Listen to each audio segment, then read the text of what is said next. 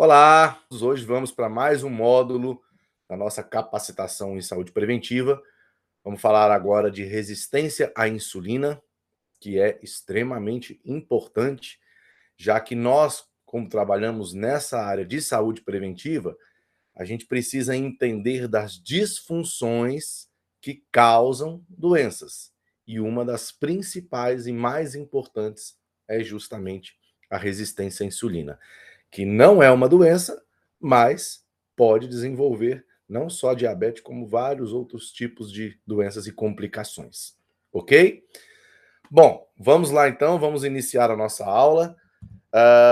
Vamos começar aqui falando sobre os mecanismos fisiológicos de desenvolvimento da resistência à insulina, ok? Que a gente coloca aí como RI, é a resistência à insulina. Então vamos lá. Bom, quando você engorda, quando você ganha gordura, ganha peso, tá? Basicamente de gordura, você tem um processo de hipertrofia, aumento do volume das células de gordura, né? Os adipócitos, né? Isso é por conta de um aumento da gordura corporal, certo? Esse aumento da gordura corporal, essa hipertrofia dos adipócitos, ela vai gerar uma produção de citocinas, tá? No caso, citocinas inflamatórias, que são as adipocinas, e aqui em especial eu coloquei resistina e TNF-alfa, que são duas citocinas inflamatórias, duas adipocinas muito importantes, tá? Para a gente entender o processo. Então, quando você engorda, tá? Você produz mais adipocinas, que são inflamatórias, tá? Como resistina e TNF-alfa. Essas citocinas, elas vão ser transportadas pelo sangue até chegar no músculo, certo? Chegando no músculo, o que que acontece? Essas citocinas inflamatórias, tanto a resistina quanto o TNF-alfa, que é fator de necrose tumoral alfa, eles entram no músculo, tá? E nesse momento, o que que acontece? Eles causam uma inibição da captação de glicose pelo músculo, certo? Então, o que que é importante que a gente entenda? Quando você tem glicose circulante no sangue, tá? E isso vai ser presente em todo momento da sua vida, em alguns momentos, quando você consumir alimentos com índice glicêmico mais alto, esse nível de glicose vai subir, certo? E essa glicose que está no sangue, ela precisa sair do sangue e entrar em algum outro lugar, certo? E um dos lugares que ela entra é no músculo. Então, se a resistina e a TNF-alfa, tá? Essas adipocinas inflamatórias entram no músculo, elas inibem o nosso tecido muscular de captar a glicose, ou seja, a glicose continua circulando no sangue e isso é que vai começar a gerar um problema de resistência à insulina, certo? Ah, bom, aqui eu dou um exemplo de ações da insulina que são importantes. Então, a insulina, na verdade, ela funciona como se fosse uma chave para abrir a porta da célula, seja muscular, seja do fígado e até mesmo do tecido adiposo, tá? Só que aí vai ter algumas diferenças em termos de perfil bioquímico. Então, a insulina funciona como uma chave para abrir a porta dessa célula para que a glicose possa entrar na célula e sair da corrente sanguínea, ok? Então, quando essa glicose é captada pelo tecido adiposo, você tem uma lipogênese, você tem uma formação de gordura, que é basicamente a hipertrofia dos adipócitos. E você tem uma redução da lipólise, que é a quebra da molécula de gordura, quem promove o emagrecimento, a utilização da molécula de gordura como combustível, tá? Então, esse é o efeito quando a insulina ela joga a glicose para dentro do tecido adiposo. Já quando ela joga a glicose para dentro do tecido muscular, você aumenta a síntese de glicogênio, tá? Porque o que é o glicogênio? São várias glicoses juntas, tá? A glicose é uma uva e o glicogênio é um cacho de uva.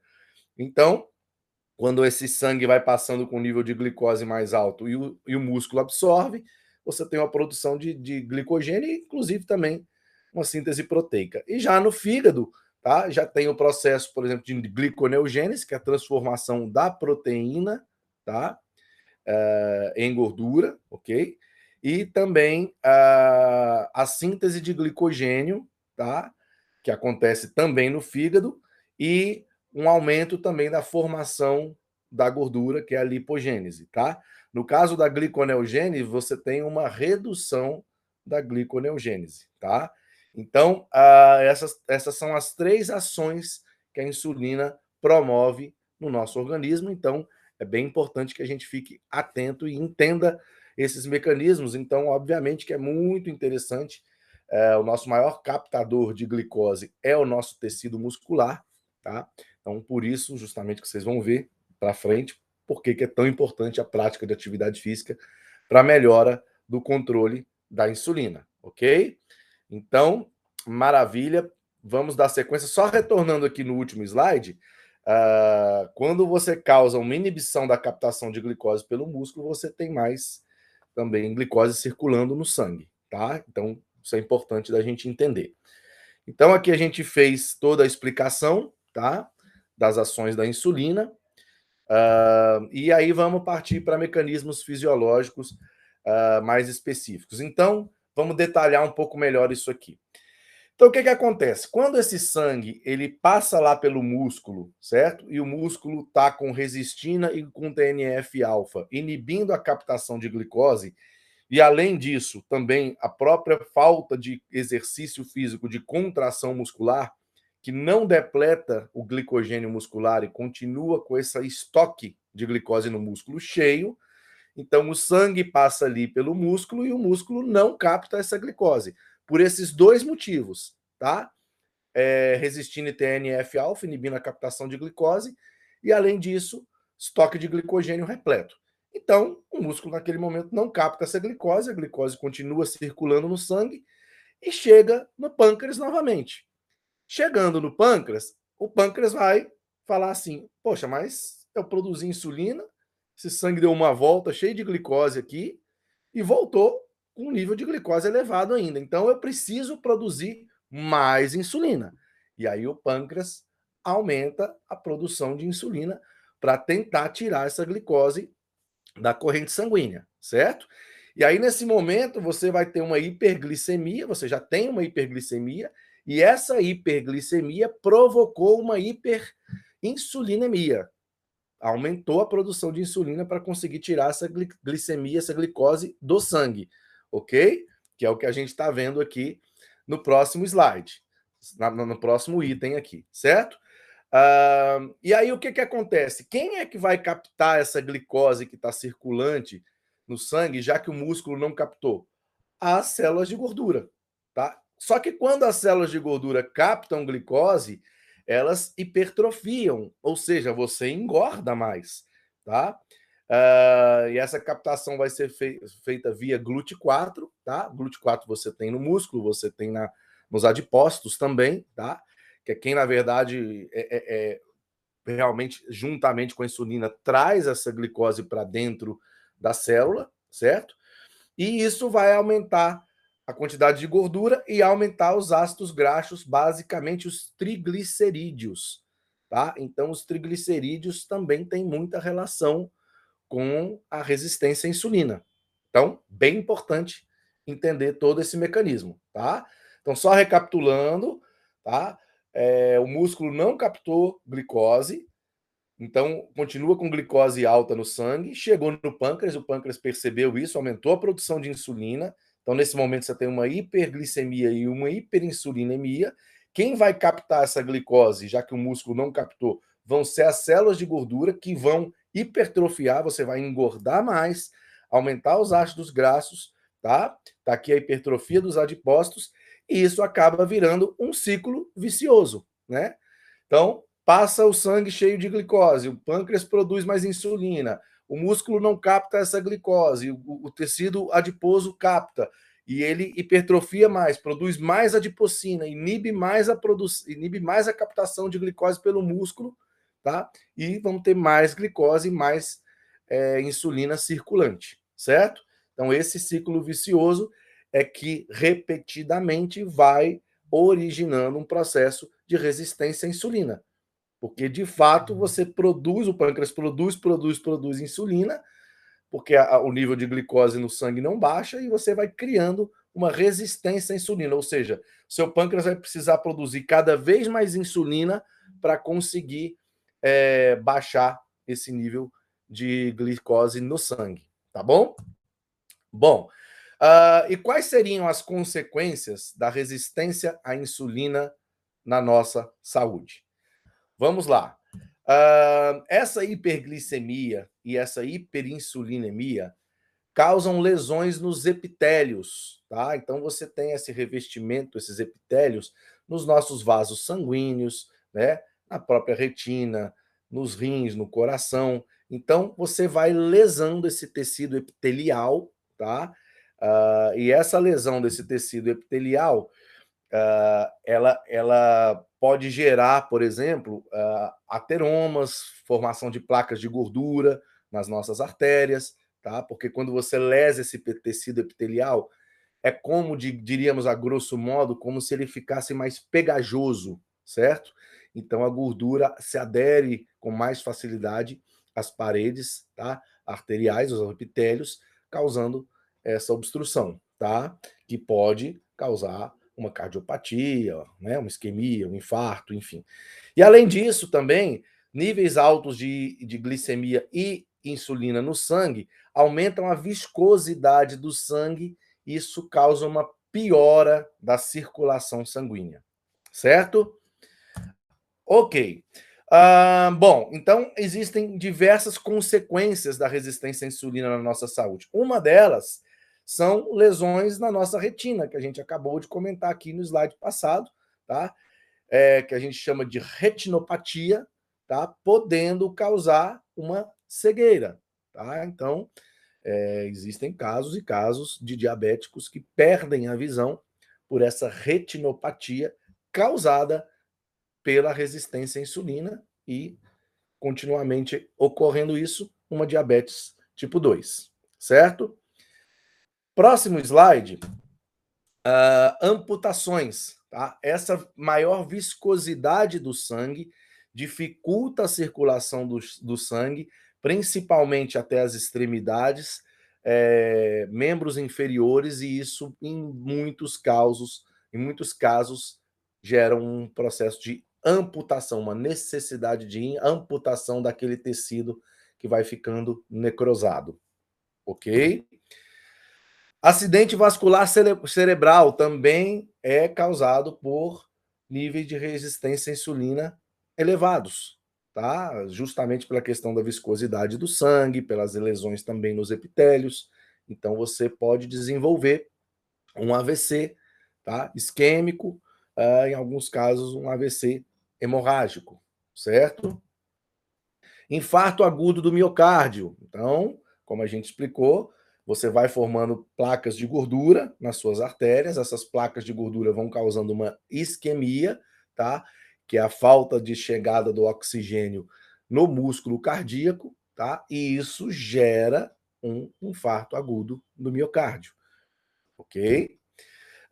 Nefropatia diabética também, que são lesões nos nossos néfrons, ou seja, você gera uma patologia renal, ok? Causada pela resistência à insulina, nesse caso específico aqui. Alzheimer. Alzheimer hoje tem um segundo nome. A ciência e alguns pesquisadores estão nomeando o Alzheimer também como diabetes tipo 3, tá? Que seria a diabetes do cérebro, tá? Então, níveis elevados de insulina são neurotóxicos, tá? Vão gerando uma toxicidade no nosso sistema nervoso central, no nosso cérebro, e isso, por consequência, pode sim ser uma das causas do Alzheimer. Então, é bem importante que a gente entenda que o Alzheimer também tem essa nomenclatura hoje de diabetes tipo 3, certo? Bom, o que a gente precisa fazer para que a gente controle a nossa insulina, para que nosso organismo não precise produzir tanta insulina, tá? Uma das coisas muito importantes é a redução do consumo de alimentos com carga glicêmica elevada, certo? Então, aí na imagem você vai ver vários alimentos, tá? Com elevada carga glicêmica, basicamente açúcares e refinados, tá? Existem hoje tabelas do índice glicêmico de cada alimento, e os alimentos com índice glicêmico mais alto são justamente os que a gente deve evitar ao máximo, para que a gente não gere esse processo fisiológico de resistência à insulina.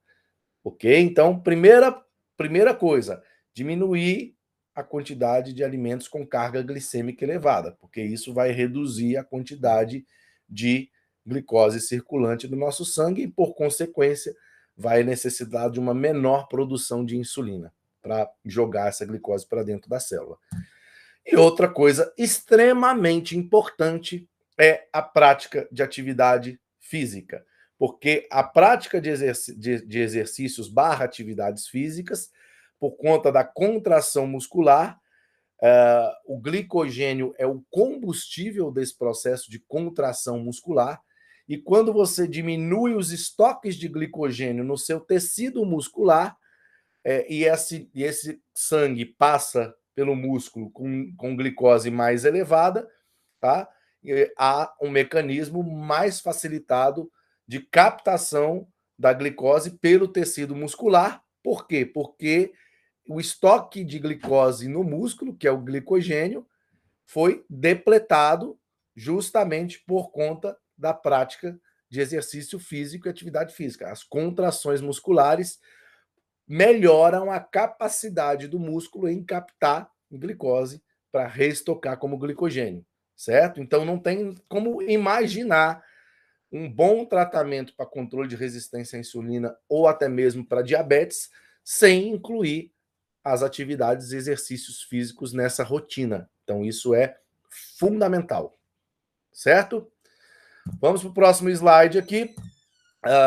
Bom, aqui o que eu estava exatamente comentando agora, essa redução do glicogênio muscular aumenta a necessidade do músculo de captar glicose para reestocar glicogênio, reduzindo a glicemia sanguínea. Quanto mais músculos nós tivermos em atividade, maior vai ser a captação de glicose, ok? Então isso também é bem importante que fique claro.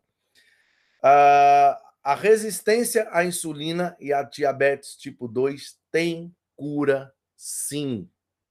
É muito importante que a gente relate isso, porque a gente escuta muito dizer que diabetes não tem cura, tá? A gente está falando de diabetes tipo 2, causada por um processo de resistência à insulina devido a maus hábitos, e essa diabetes tipo 2, se você reduz o consumo de alimento com índice glicêmico elevado e faz prática de atividade física regularmente, você melhora e você controla e você cura o processo de diabetes, você cura a diabetes tipo 2 e reverte esse processo de resistência à insulina. Então isso é totalmente possível, basta você ajustar os seus hábitos, ok? Bom, aqui a gente encerra essa aula inicial de resistência à insulina e aguardo vocês na próxima aula, onde nós vamos falar dos biomarcadores para a identificação de resistência à insulina. Ok? Muito obrigado.